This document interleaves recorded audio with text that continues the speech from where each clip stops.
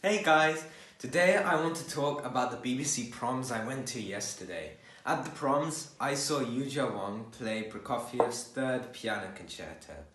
I was very excited to see it because it was the first time that I was seeing Yuja Wang play live, because I'd only ever seen her on YouTube and videos like that before, so I was really excited to see it. And I also really like Prokofiev's music. And so I looked a little bit into this concerto. He wrote this concerto around the time he wrote his first two concertos in 1915. But he didn't complete it until 1923, I think, just after he left Russia following the Russian Revolution.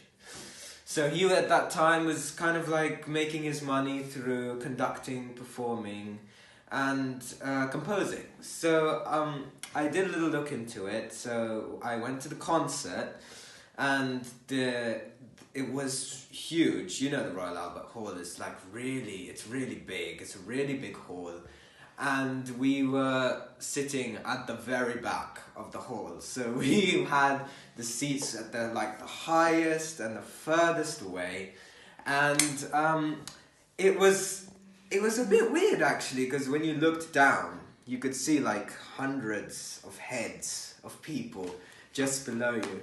So that was new for me, because that's the first time I've actually sat there. The previous times I've gone to the Royal Albert Hall, I once was in the standing arena. And the standing arena, I think the reason why we didn't do it this year was because you have to wait for quite a bit of time outside before the concert, and then you're standing for 2 hours for the whole concert. So it's really a long wait, and it can be quite tiring. That's why yesterday we decided to go and sit in the back seats. So I took a couple of videos from there, which I may show you.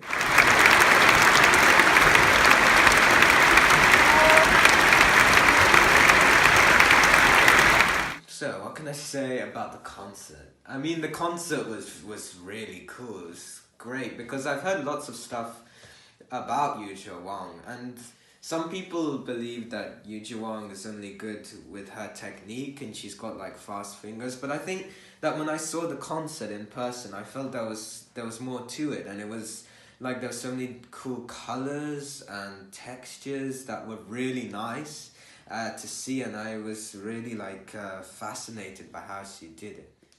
So I know there are people out there who don't like Yuja Wang because they say she only plays really technically.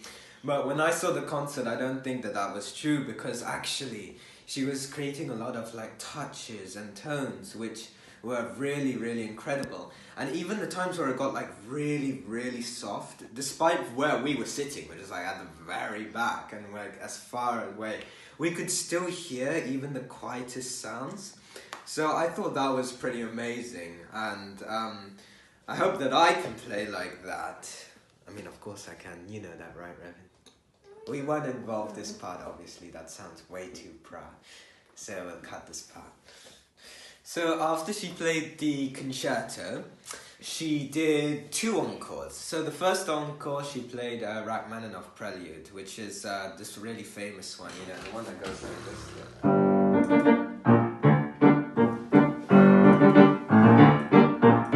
That one. And then she also played Mozart's Turkish March. But she did a slightly different version.